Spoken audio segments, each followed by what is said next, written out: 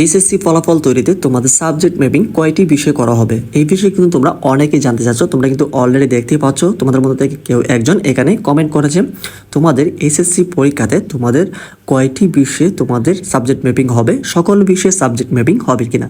তো এই বিষয়ে গুরুত্বপূর্ণ আপডেট জানাবো তোমাদের 2024 সালে এইচএসসি পরীক্ষার যে ফলাফলটা তৈরি হচ্ছে, তোমাদের কয়টি বিষয়ে সাবজেক্ট ম্যাপিং হচ্ছে, সকল বিষয়ে তোমার সাবজেক্ট ম্যাপিং হবে নাকি আসলে পরীক্ষার ভিত্তিতে তোমাদের সেই মূল্যায়নটা করা হবে, এই বিষয়ে গুরুত্বপূর্ণ সেই আপডেটটি।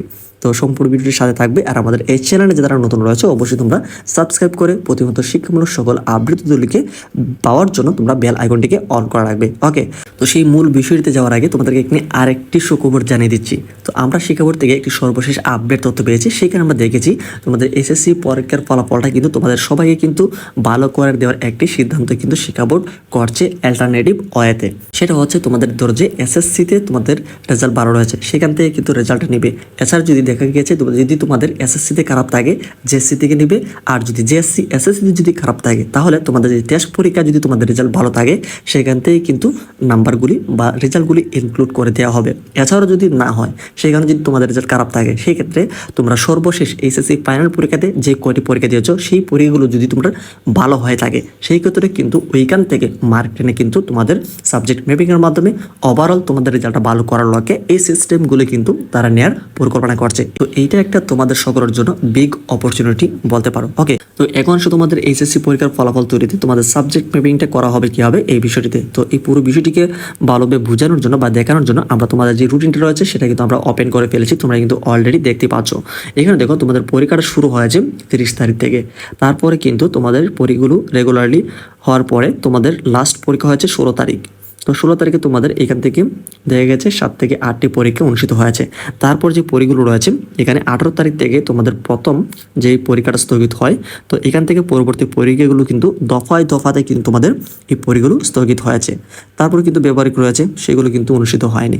এখানে আমরা একটু প্রথম দিকে চলে আসি। তো এখানে দেখো তোমাদের প্রথম দিকে তোমাদের যে পরীক্ষাগুলো হয়েছে, Bangla first paper, Bangla second paper, এটা হচ্ছে একটি বিষয়। ইংরেজি ফার্স্ট পেপার এমনকি ইংরেজি সেকেন্ড পেপার, এটা হচ্ছে 2টি। তথ্য যোগাযোগ প্রযুক্তি ও আবশ্যিক বা আইসিটি, এই হচ্ছে 3টি বিষয়।